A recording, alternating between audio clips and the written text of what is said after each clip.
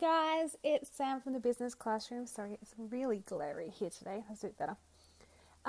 Just having a pop into the new group, Turn Your Blog into a Business. And just wanted to say hi and welcome to everyone that has joined the group so far. We're just getting started. It's only first week that it's been open.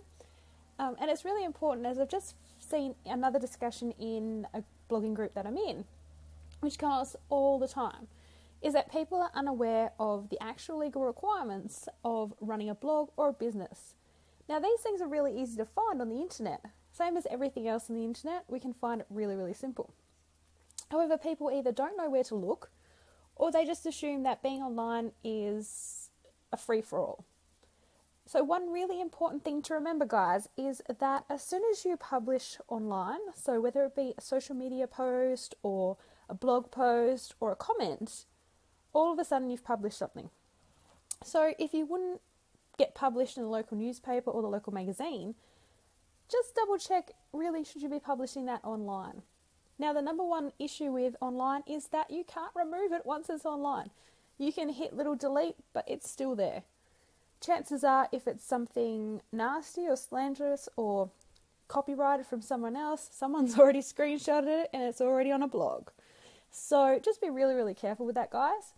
So about this whole, is that email really worth a $16,000 fine?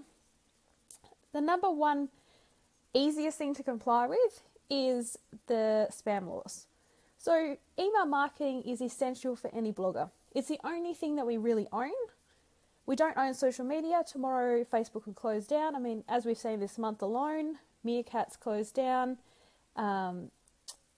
Catch has closed down, and Blab has just turned to that you have to be a member to watch a Blab. So we have no control over social media, so it is essential to make sure that we own our list. In saying that too, there's a couple of rules that come with email marketing. So email marketing is exactly the same as in the olden days where people used to get your postal address and post stuff out to you. You might not have wanted it, you might have just got it because they got your name out of a phone book. So email marketing, there's rules around it so that we don't have spammers. One of the rules is that people need to have given you consent to get on the email list. The best way to do that is a double opt-in, because anyone can enter an email address. I know back when I was young and silly, I used to enter my friends' email addresses all the time into stuff that they didn't want, just because I was like, it'd be funny, when they get all these emails. Then I grew up and realised that once you're on someone's email list, it's really hard to get off sometimes, and that wasn't funny anymore. But there are other people out there, and these young people who assume the same, or who want to opt in, so they'll just make up an email address and it might happen to be your email address. So double opt-in is essential. With that, so you enter your email address, you press submit. They then have to go into their email and actually confirm the email. Not only does this let you know that A, the person wanted the information, B, is a correct email, but C, it gives you 2 points of proof. A, they entered into their email address, and B, they confirmed it. So that's two connections that they've made. So they then report you for spam. You can say, well, hold on a second, they signed up on this date and then they confirmed on this date from this IP address. The second thing that is really important in all bulk emails is the address feature. Sorry, I just had a mind blank then. You can be really smart, like some of these bloggers who think they are smart and put stars and hearts and that's your address. Guys, that's not a legal postal address. So not only are you violating most platforms' T's and C's, which are made in line with the spam laws, you're also just setting yourself up for heartache. I know me personally, I don't have $16,000 sitting in my bank account to pay for one email that I sent out. Now here's the issue. It's per email. So if I have 7 people on my mailing list, that's 7 times 16K. I definitely don't have that sitting in my bank account ready to just give to someone. Now, my email list for the Business Classroom is a lot bigger than 7 people.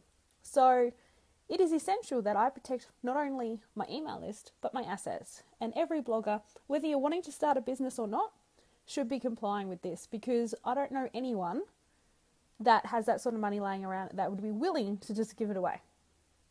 So why do it? So the biggest thing to comply, guys, is you need to have a physical mailing address. So that can be a PO box, your home address. Now, remember, guys, everyone's really funny about this whole home address. The internet come along, and it was so easy to find people. Prior to the internet, you used to go get that yellow book, the white pages, flick through someone's name, find their address in there.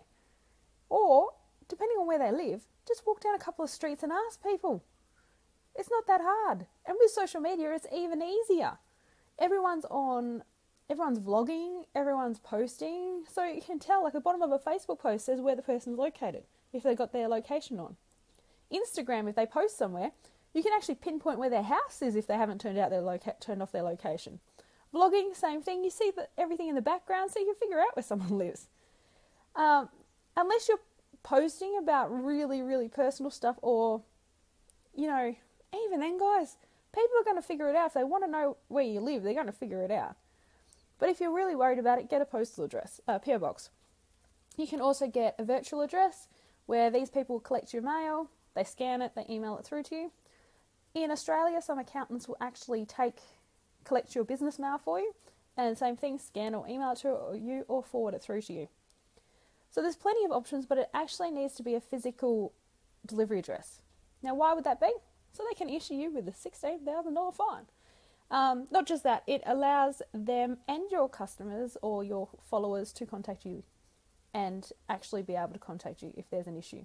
So that could be any sort of issue, guys. That could be you violated their IP, so you've copied a picture of theirs, or you've commented about them and they just want to, hey, hold on a second, this is what you've done wrong.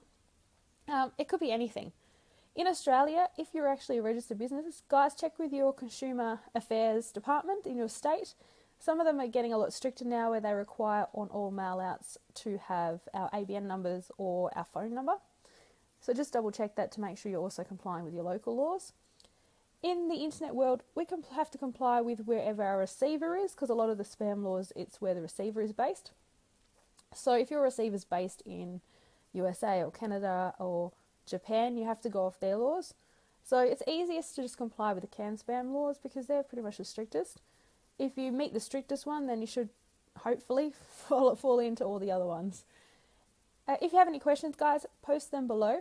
I'd love to know your thoughts on email marketing. Are you doing it? Are you building your list? Is it working for you? Or are you still stuck on building your social media? I will catch you guys later. I'll try to do these regularly. If you have any topics you want to talk about or discuss, just post them in the group, and I'd love to catch up with you guys. See ya!